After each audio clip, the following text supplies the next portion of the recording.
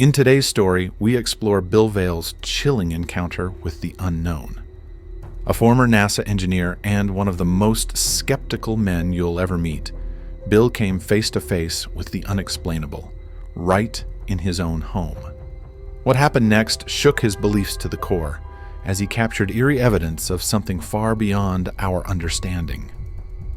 Stick around for a story that will make you question what's really out there, and be sure to subscribe for more tales of the supernatural.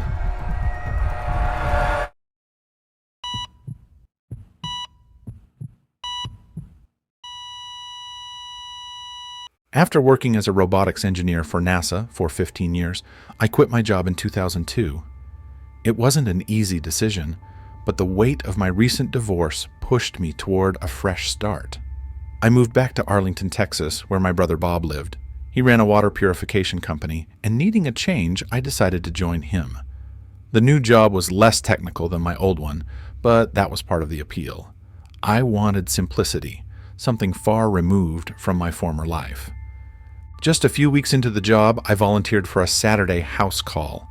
It wasn't mandatory, but I figured it would leave a good impression on my coworkers. The task was straightforward: install and demonstrate our water purification system at a customer's home. However, the dispatcher warned me that the customer had made a strange request.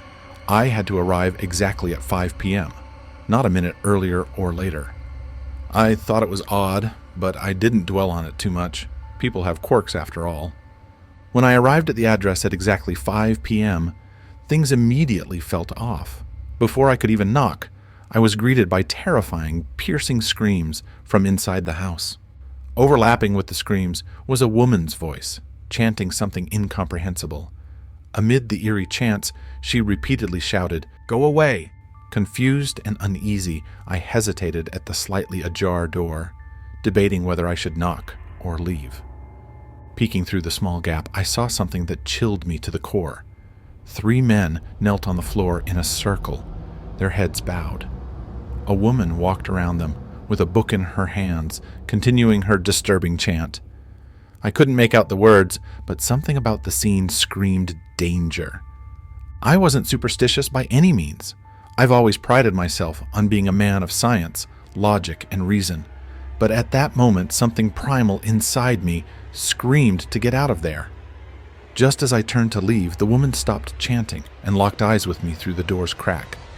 Her stare was icy, her finger pointing directly at me. It felt like she was trying to cast something on me, and fear gripped my heart. I didn't stick around to find out what her intentions were. I bolted from the house, got in my car, and sped away. As soon as I was at a safe distance, I called the dispatcher. I explained what had happened and firmly requested that I never be sent to that house again. I was shaking, my heart racing, and I knew this wasn't just an ordinary customer call. That night, after calming down, I tried to settle into my routine. I cooked some dinner, plopped in front of the TV, and tried to forget about the bizarre encounter. But as I sat there, something darted across the room in my peripheral vision. My first thought was that a rodent had found its way into the house. I scanned the room, looking for any signs of it, but found nothing. Brushing it off, I decided I'd deal with it in the morning. It was late, and I needed sleep, but sleep didn't come easily. Not long after I lay down, I felt something scamper across my foot. I jumped out of bed, convinced it was the rodent again. I checked every corner, every shadow in the room, but still, nothing. Exhausted and annoyed, I convinced myself that I was just on edge from the day's events. But the weirdness didn't stop there. As soon as I closed my eyes again, I was jolted awake by a strange, shaking sensation. It felt as if my bed was vibrating. I bolted upright, scanning the room for any signs of an earthquake or disturbance. Nothing. Everything was still. I checked the news for any seismic activity in the area, but there were no reports. As I searched, my internet suddenly cut out. Frustrated, I called my service provider. While on the phone with their executive, a harsh, static noise interrupted the call. Then came the voices, garbled, distorted, and demonic. They weren't words I could understand, but the tone alone was menacing. Startled, I hung up the phone. Moments later, the executive called back, apologizing for the interference. He confirmed that he had also heard the static, but couldn't explain it. It wasn't a comforting thought. Eventually, I gave up trying to make sense of things and decided to call it a night. But just as I was about to drift off, I heard a noise, a soft, almost rhythmic thumping coming from beneath my bed. My heart rate spiked, and as I listened more intently, I saw something that nearly made my blood freeze. A hand, pale and thin, slowly crept up the side of my bed. It reached out, aiming for my leg. I pulled my legs up into a fetal position, watching in horror as the hand retreated back under the bed. I stayed like that for the rest of the night, too scared to move, too scared to sleep. The next day I kept to myself. I didn't tell anyone at work what had happened, afraid they'd think I was losing my mind. I stayed late, avoiding going home.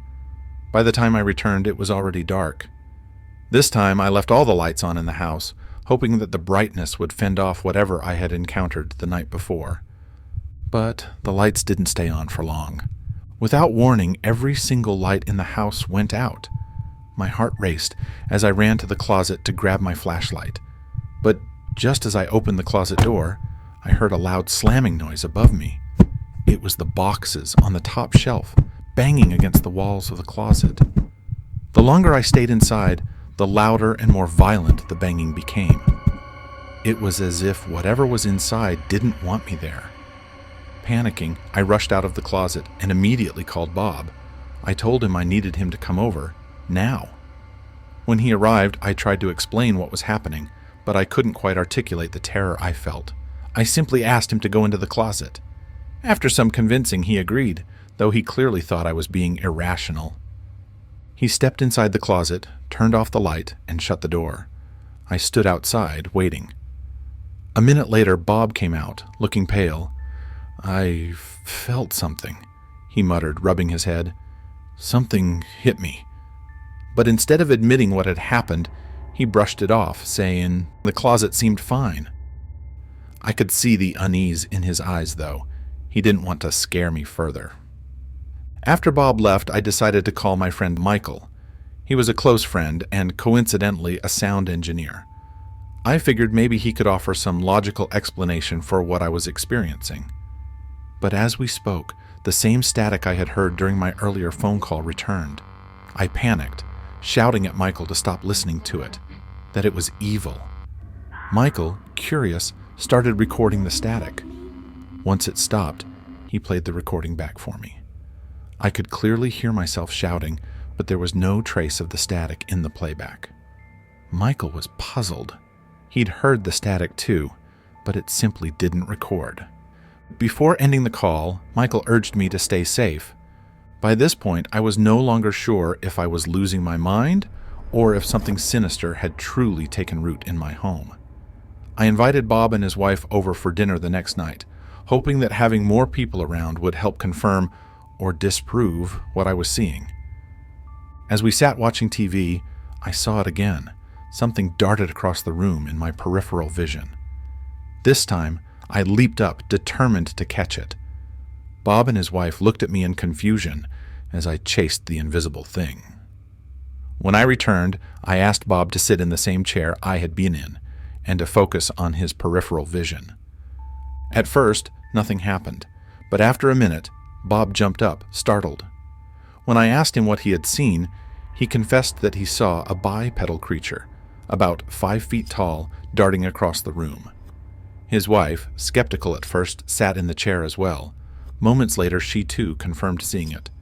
They both begged me to stay with them for a few days, but I refused. This was my home, and I wasn't going to let some thing chase me out. Accepting that something paranormal was happening, I reached out to a paranormal investigation team. A group led by a man named Brian arrived that evening. They set up their equipment, including laser beams in my bedroom, where most of the strange activity seemed to occur. At first, nothing happened, but when the team started provoking the entity, taunting it to reveal itself, one of the laser beams fell to the floor on its own. The crew rushed to check the footage from the cameras they had set up. The video showed a mist forming in the room, though none of the team members had seen it in person. As they increased the audio volume of the footage, we all heard it. A deep, demonic voice saying, "Come here, you can't hide from you can't hide. I want your soul." Brian pulled me aside before leaving and urged me to move out of the house. He believed something evil was occupying the space. That night, I decided to take a stand. I left all the lights on, blasted some upbeat music, and tried to go to sleep. But the calm didn't last. Out of nowhere, I heard what sounded like a truck crashing into the side of my house. I jumped out of bed, ran outside to check for damage, but found nothing. Everything was perfectly intact. As I stepped back inside, the crashing sound echoed from the dining room. I ran to the room but found nothing out of place. Then my car alarm blared from outside. It was as if whatever was tormenting me wanted me to feel as off balance as possible. In a fit of frustration and fear, I screamed at the top of my lungs, demanding that the entity show itself. Moments later, I heard a deafening crash in my bedroom. I sprinted toward the sound, but again, nothing was disturbed. Yet the sound persisted, growing louder and more unbearable with each passing second. Kneeling on the floor, hands covering my ears, I endured the auditory assault until it suddenly stopped. Exhausted, I collapsed onto my bed. But just as I began to drift off, I saw it. A 6-foot-tall figure emerging from the foot of my bed. It stood there, staring at me, unblinking. Then, without warning, it crawled onto the bed, its face inches from mine. It opened its mouth, revealing sharp, jagged teeth, and grunted loudly before vanishing.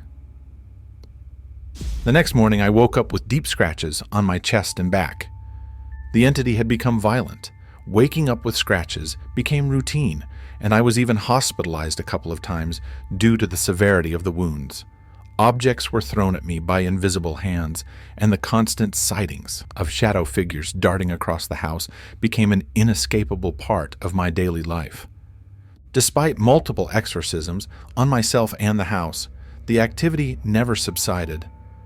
When people asked why I didn't sell the house and leave, I simply couldn't bring myself to let someone else go through this nightmare. It was my burden to bear.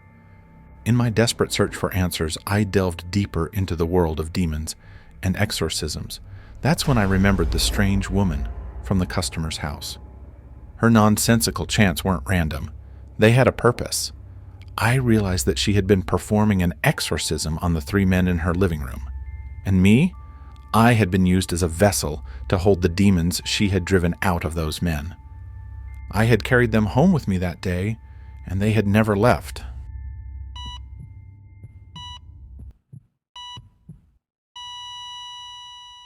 Bill Vaile's experience leaves us with more questions than answers, proving that even the most skeptical among us aren't immune to the unexplainable.